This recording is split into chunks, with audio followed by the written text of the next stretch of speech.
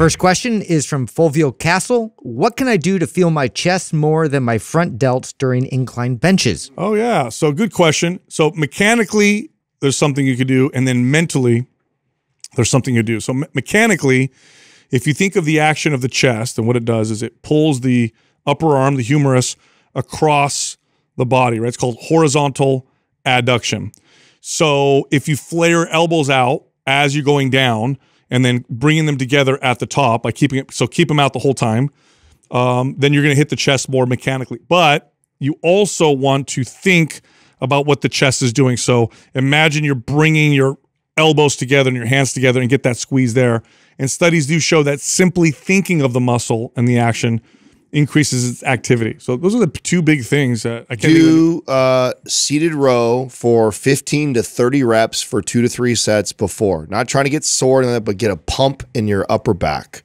To this day, I still, you know, it's I was just working out at the Fitness 19 2 days ago, and I was doing incline chest. And sometimes what I'll do, because at this gym, the incline bench is way far away from the seated row, and the place was super busy. So I knew if I left one to go to the other, I'd lose it. So I actually grab the bar and from the bench before I load it for bench press, and I do bent over rows. Oh, sure. And I see people like looking at me all weird because I'm taking the incline barbell and I'm like leaning over the bench and I'm doing like these rows.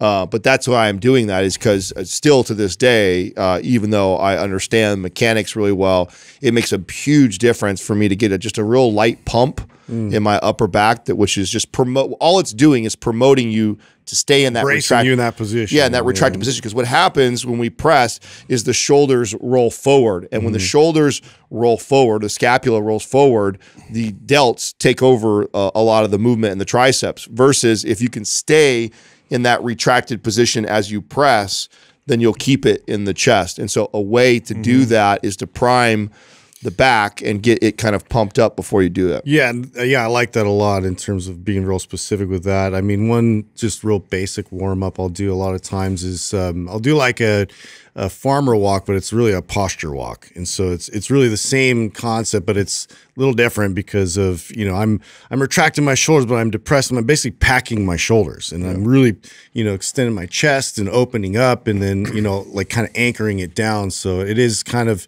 in a sense, like just training to you know, to keep you in that sort of locked position with your shoulders back and down. Now, lastly, what you can do is you can do a few sets of an isolation chest exercise first, just to get a pump in the chest and to feel the chest. And what that does is when you're doing the incline, it allows you to connect more to the chest muscles because they're pumped already. They're a little bit fatigued.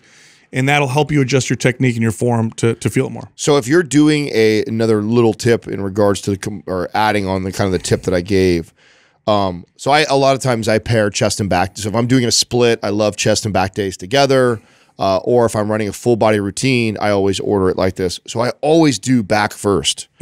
So if it's a full body routine and I'm doing chest and back, I will order the back exercise first to promote the retraction of the shoulders and get my upper back pumped up.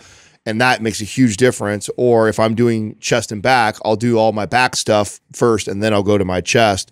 And that helps promote what I'm talking about.